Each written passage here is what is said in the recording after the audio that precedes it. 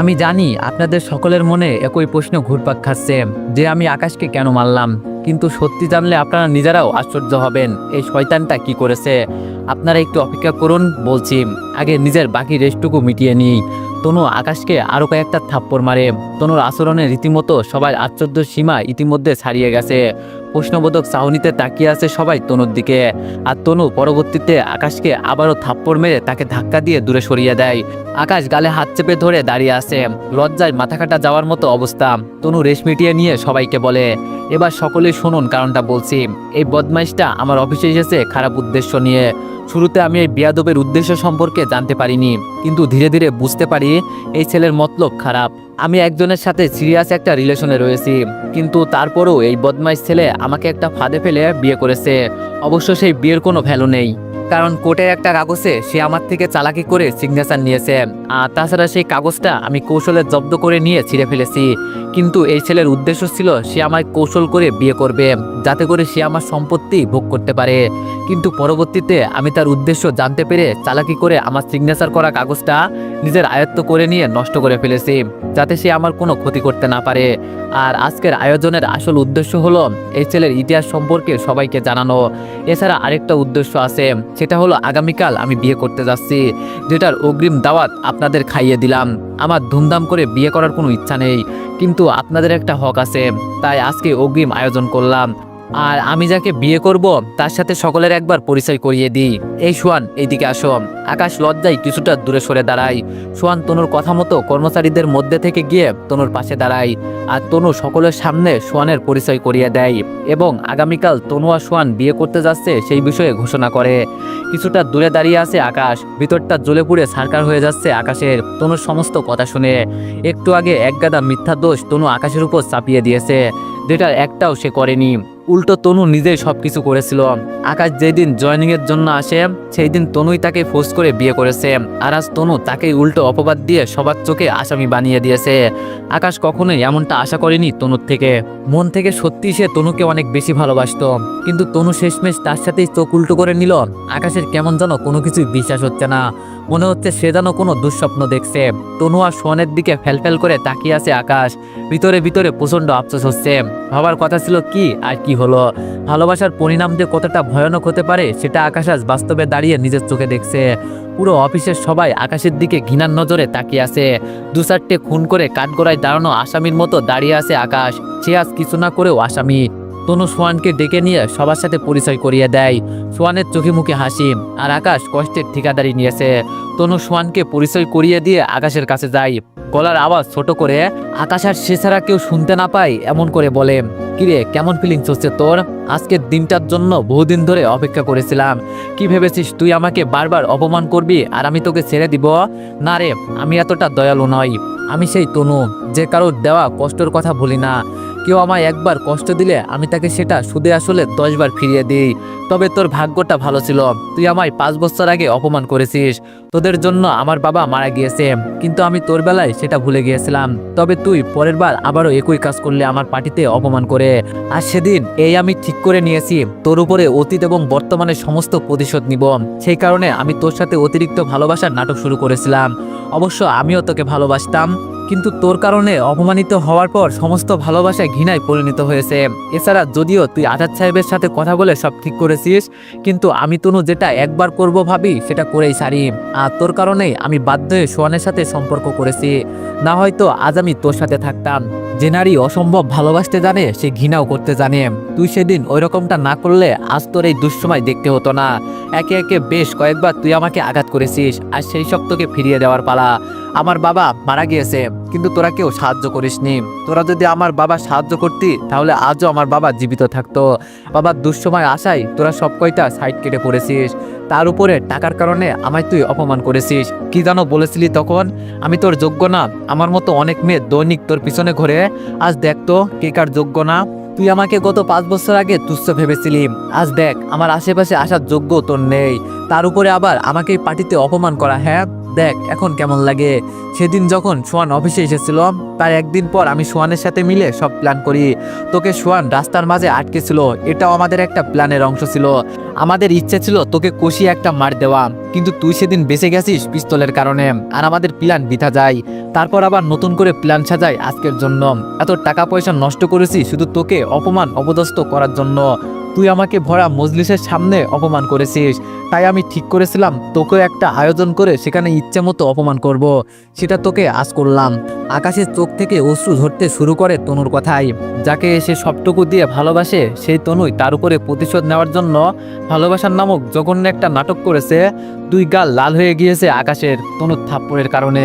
ভীষণ কষ্ট হচ্ছে আকাশের, টলমল করে চোখের পানি পড়ছে। কি পরিমাণ কষ্ট হচ্ছে আকাশের ভিতরে তা কারোর পক্ষে অনুমান করা সম্ভব না। তনুর দিকে ফ্যালফ্যাল করে তাকিয়ে আছে আকাশ। আকাশ ভাবছে আমি বরাবরের মতোই হতবাগা। আমি আমার দুঃখগুলো একটা গ্লাসে রাখি, গ্লাস গলে যায়। একটা কাঠের পাত্রে রাখি, তাতে আগুন ধরে যায়। একজন ঘৃণিত লোকের চুল্লিতে রাখি, ততক্ষণে সে মারা যায়। একটা উন্মুক্ত আগ্নেয়গিরির মুখের মধ্যে পুড়ে দিই, কিন্তু ওরা শূন্যপথে উত্তপ্ত লাভা হয়ে উড়ে যায়।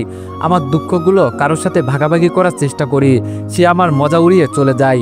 আমি আমার দুঃখগুলো কোনো আলোকিত সমাজে রাখি, সেই সমাজে বিশৃঙ্খলা শুরু হয়ে যায়। আমার দুঃখগুলো আমি পুনরায় আমার নিজের ভিতরে ফিরিয়ে আনি, সেই দুঃখ আমায় কাঁদিয়ে ছারখার করে দেয়। আমি তাকে স্বার্থহীনভাবে ভালোবাসলাম, আর পরিশেষে সে আমার সাথে নৃশংসতা দেখালো। হায় রে দুনিয়া। তনুর দিকে তাকিয়ে চোখের পানি ছেড়ে মনে মনে আফসোস করছে আকাশ। তনুর বিন্দু পরিমাণ মায়া হচ্ছে না আকাশের চোখের পানি দেখে, উল্টো আরো প্রতিহিংসা দেখিয়ে বলে, আরে বাহ, তোর তো দেখি বেশ লজ্জা, অল্পতেই তোর চোখে পানি বেরিয়ে গেছে। আমি তো ভেবেছিলাম তোর মধ্যে লজ্জাবোধ বলতে কিছুই নেই, কিন্তু এখন দেখি তোর চোখ দিয়ে পানি পড়ছে। তার মানে একটু হলেও তোর ভিতরে লজ্জা আছে। তবে তোর লজ্জা থাকা না থাকা দিয়ে আমার কোনো লাভ নেই, আর তোর চোখের পানি দেখে আমি আর গলছি না। তাই তোর জন্য ভালো হবে বৃথা চোখের পানিগুলো নষ্ট করিস না, কারণ এখন মাত্র একটা ধাপ গিয়েছে, আরেকটা ধাপ এখনো বাকি আছে। সেজন্য বলছি চোখের পানিগুলো আপাতত বাঁচিয়ে রাখ, একটু পর কাজে লাগবে। আকাশ তনুর কথা শুনে বুঝে উঠতে পারে না তনু কিসের ধাপের কথা বলছে। ইতিমধ্যে তনু আকাশকে সজোরে এক ধাক্কা দিয়ে উল্টে মাটিতে ফেলে দেয়, তারপর সে সরে যায়। সোহান এগিয়ে আসে আকাশের কাছে। আকাশ নিজেকে সামলে মাটি থেকে ওঠার আগে আকাশের কলার চেপে সোহান ধরে। আকাশ পুরোপুরি নিশ্চুপ। সোহান আকাশের কানের দিকে নিজের মুখ কিছুটা এগিয়ে তনুর নাই দুইজন ব্যতীত কেউ না শোনে এমন করে বলে, খুব দেমাগ বেড়েছিল তোর তাই না? খুব অহংকার হচ্ছিল তোর তনুকে পেয়ে? দেখ তনু এখন আমার। আগামীকাল আমরা দুজনে বিয়ে করে সংসার শুরু করব। আগামীকাল সারা জীবনের জন্য তনু আমার হয়ে যাবে। আগামীকাল থেকে তোর তনুর শরীরে আমি স্পর্শ করব। ওর উপরে আগামীকাল একান্তই শুধু আমার অধিকার থাকবে। আকাশ সোহানের কথা শুনে সোহানের দিকে কিছুটা আক্রোশ নিয়ে তাকায়। সোহান আকাশের তাকানো দেখে আকাশকে বলে, সেই দিন পিস্তল নিয়ে বহু বাহাদুরি দেখিয়েছিস, কিন্তু আজ তোর বাহাদুরি আমি ছুটিয়ে দিব। সোহান আকাশের উপরে বসে নৃশংসভাবে আকাশকে মারতে আরম্ভ করে, কিন্তু আকাশ একটু টু শব্দও করে না, চুপচাপ পড়ে পড়ে মার খাচ্ছে। অফিসের সবাই দৃশ্যটা তাকিয়ে তাকিয়ে উপভোগ করছে। কেউ আকাশকে বাঁচাতে আসছে না, কারণ সবার নজরে আকাশ ঘৃণিত। সোহান আকাশকে মারতে মারতে আকাশের নাক মুখ ফাটিয়ে রক্ত বের করে ফেলেছে। নাক মুখ থেকে অনর্গল রক্ত পড়ছে আকাশের। কেউ কোনো মনুষ্যত্ব দেখাচ্ছে না আকাশের জন্য।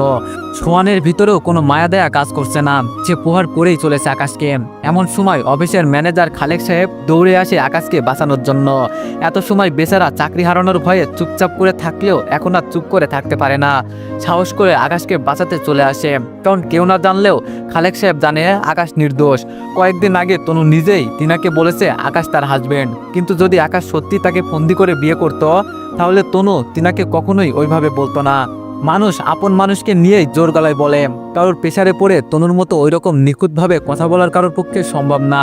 খালেক সাহেব জোরপূর্বক সোহানকে আকাশের কাছ থেকে টেনে ছাড়িয়ে আকাশকে ধরে মাটি থেকে তোলে, কিন্তু সোহান আবারও তেড়ে যায় আকাশের মারার জন্য। খালেক সাহেব আকাশকে ছেড়ে সোহানকে আটকানোর চেষ্টা করে।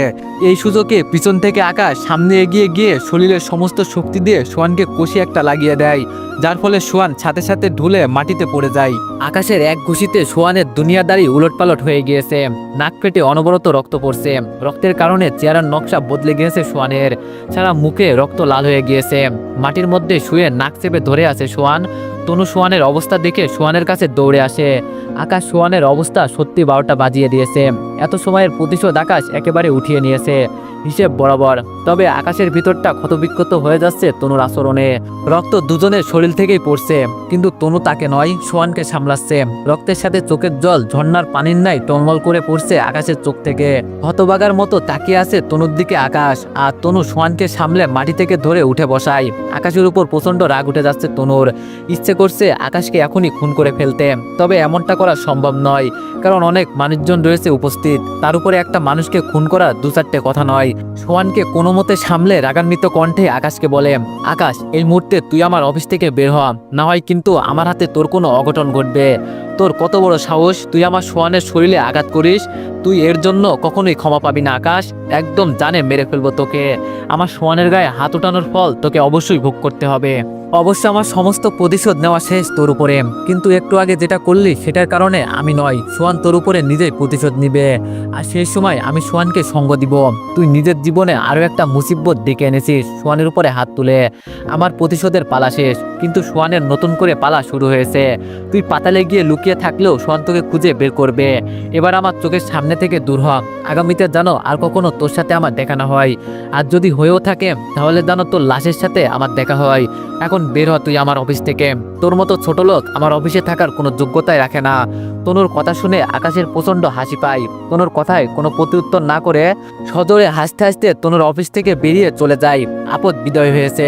আকাশ চলে যাওয়ার পর তনু কয়েকজনের সাহায্য নিয়ে সোহানকে হসপিটালে নিয়ে যায়। ডাক্তার জানায় সোহানের নাকের ভিতরে হালকা করে চোট লেগেছে, তেমন বড় ধরনের কোনো ক্ষতি হয়নি। তনু শান্তিতে নিঃশ্বাস ফেলে ডক্টরের কথা শুনে।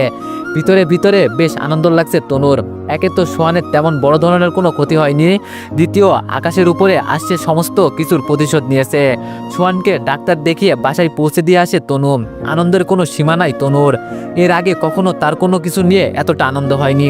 আজ যে আনন্দটা হচ্ছে আকাশের উপরে প্ল্যান মোতাবেক সমস্ত প্রতিশোধ নিতে পেরে। খুশি মনে বাসায় এসে নিজের মাকে বলে, মা